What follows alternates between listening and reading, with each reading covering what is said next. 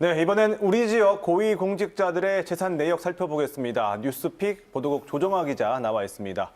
자, 조 기자, 오늘 키워드를 볼까요?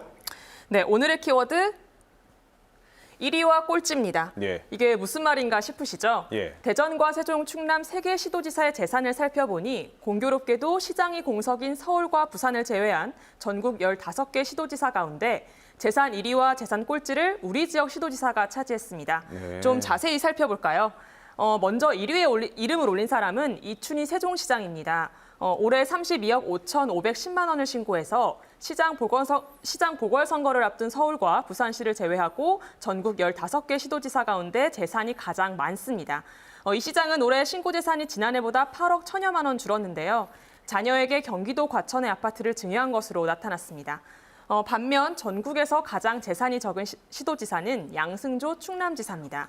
올해 5억 390만 원을 신고했는데 지난해보다 9,100여만 원이 늘었지만 15개 시도지사 가운데 가장 재산이 적은 광역단체장이었습니다.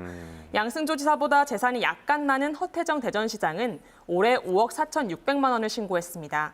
지난해보다 2,900여만 원 늘었지만 15개 시도지사 가운데 14번째로 재산이 적었습니다. 예, 그러니까 현역 중에는 1위가 세종시장이고 그다음에 꼴찌가 충남지사였다 이 말씀인데 이번에는 지역 교육감들의 재산 내역도 좀 살펴볼까요? 네, 우선 17개 시도교육감의 평균 재산은 10억 6,300만 원입니다. 우리 지역에서는 설동호 대전시 교육감이 13억 5,500여만 원을 신고해 평균보다 높았는데요. 지난해보다 3억 7천여만 원 늘어 17개 시도 교육감 중에서 세 번째로 재산이 많았습니다. 김지철 충남도 교육감도 10억 6,500여만 원을 신고해 평균을 웃돌았는데요. 지난해보다 1억 1천여만 원을 늘었습니다. 최교진 세종시 교육감은 9억 6,100여만 원을 신고해 지난해보다 6,900여만 원을 늘었는데 3개 시도 교육감 중엔 가장 적었습니다. 예, 광역단체장 그리고 교육감까지 받고 이번엔 충청권의 국회의원도 한번 알려주시죠. 네, 한번 살펴볼까요? 충청권 국회의원 20명 가운데 16명이 재산이 늘었습니다. 이 가운데 국민의힘 성일종 의원이 76억 7,900여만 원으로 가장 많은 재산을 신고했습니다. 하지만 지난해에 비하면 4인간 채권 감소 등으로 무려 132억 7천여만 원이 줄었습니다. 또 다음으로 국민의힘 정진석 의원이 72억 8,200여만 원을 신고해서 지난해보다 5억 9천여만 원이 증가해 그 뒤를 이었고요.